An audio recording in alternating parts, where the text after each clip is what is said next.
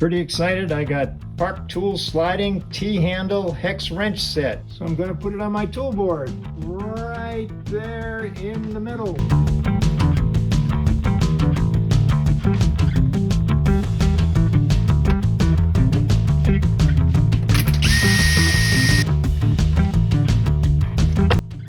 $2mm, 2.5mm, 3mm, 4mm, 5mm, 6mm, 8mm, and the 10mm.